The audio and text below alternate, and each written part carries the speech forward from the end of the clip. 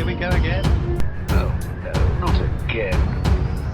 You've seen it before, haven't you? Dom, how long have we been doing this? Once more unto the breach, dear friends. Again and again and again until we're both dead.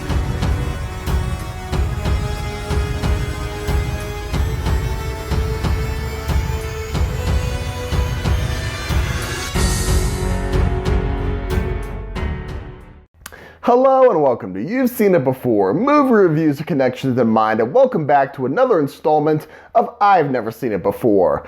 If you're not familiar with this segment, as the title suggests, this is a segment about movies that I've never seen it before, either older movies that I'm just getting around to seeing for the first time, or new releases that I didn't get a chance to see the first time around and just getting around to it. With no new movie releases coming out in theaters for the next for the indeterminate amount of length, obviously, we're down to looking at older movies this time around, and in this installment, I'm watching a movie that I found in the $3 bin at Walmart, and I was intrigued, so here we go. It is called Earthquake, 1974, starring Charlton Heston and George Kennedy, among others.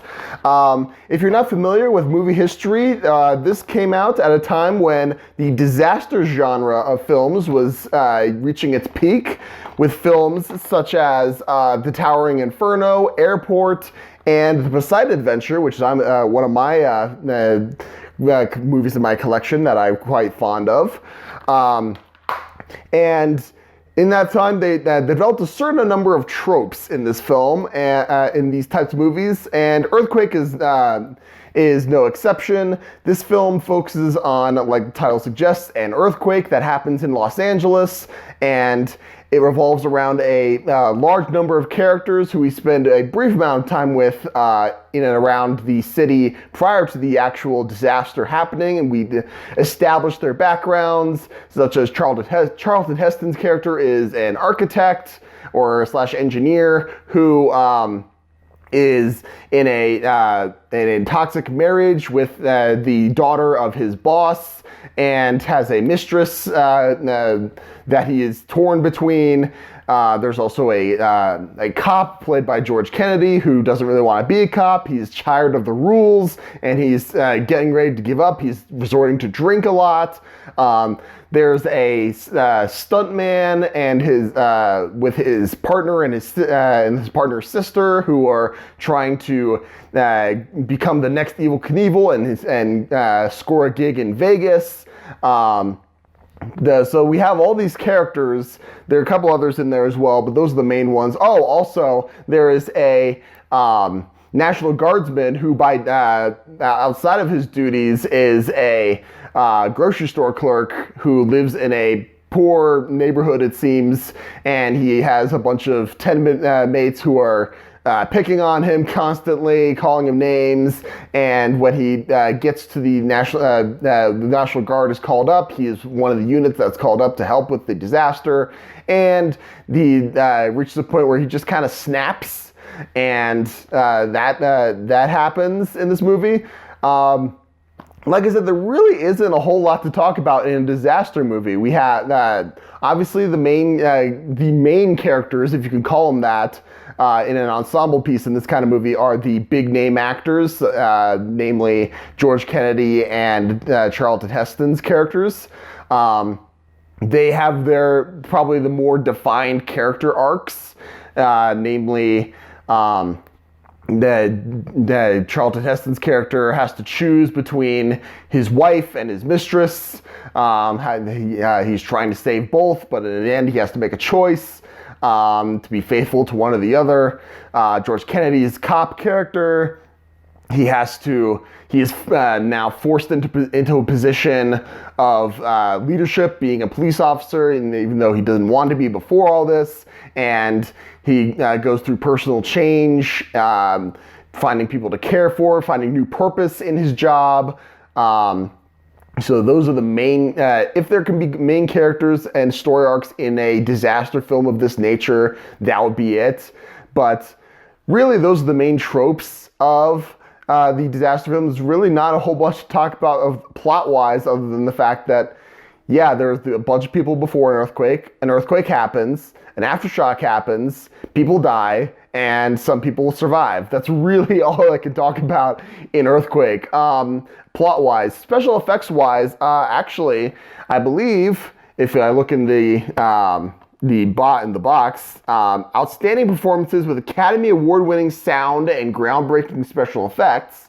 The special effects in this movie, for a movie from 1974, are actually pretty decent. There are a couple of shots that I actually had to laugh at. One is particularly involving a bunch of people trapped in an elevator in a skyscraper that the cable breaks and they fall, and of course they die, and it just has a brief little splash screen of like weird cartoon red blood splots that are not even real, like liquid. It's just graphics that just splot onto the screen. I just kind of had to laugh at that, but for the most part, the visual effects for this era were actually pretty decent. And the sound of the earthquake, the sound of moving earth and rushing water makes it sound greater than it probably actually was on set. And in fact, the back of this box includes the original Sensurround audio, and I could kind of feel that. I have my subwoofer going, and it actually did kind of feel like these things were happening, got the rumble going, and I'll say bravo for a movie from that era. I think it did a good job on that front. But yeah, really that's all there was to it, and that really fits the trope of future disaster films, because if you're not familiar with the disaster genre, while it hit its first peak was in the 70s with films such as Poseidon Adventure, such as Earthquake, Towering Inferno, and then it got kind of a revival in the 90s with films such as Independence Day, Godzilla, Twister.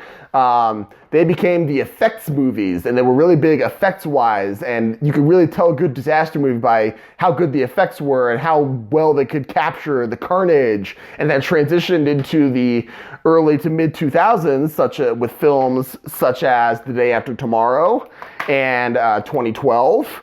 So you could see this all throughout, and some did it better than others, obviously. To a certain extent, I would much prefer a disaster film with practical effects. Like, I've never seen the 2004, I believe, remake of Poseidon Adventure, but the original, which is 1970, I believe.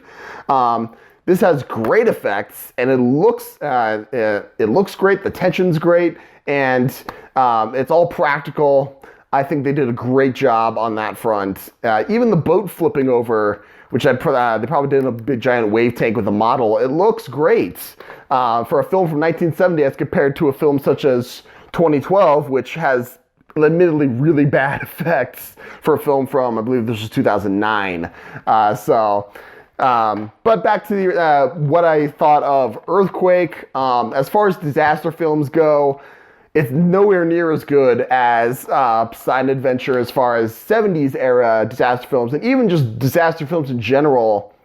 I thought that there really wasn't a lot that happened in this movie. So even though the earthquake happened and things started to have the effects were great, it really didn't do a whole lot for me. So I would say Earthquake, probably don't recommend seeing it. I don't go seeking it out, but hey, if you really want to and you find it at the $3 bin at Walmart, go for it. But other than that, those are my thoughts on the Earthquake. What did you, if you've seen Earthquake before, what do you think of the film? Do you like it? Do you not like it?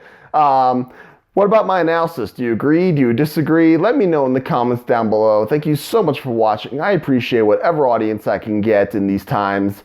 I'll be posting new content whenever the inspiration strikes me, or when the movie theaters open eventually and new movies come out. Be sure to look for that. Also, I will be doing a reaction episode series to each and every episode of the final season of Agents of S.H.I.E.L.D., which begins May 27th. So be sure to look for that coming up. Again, thank you guys so much for watching. Hope you guys are staying safe. But just remember, guys, there is nothing new under the sun. And yes, you have seen it before.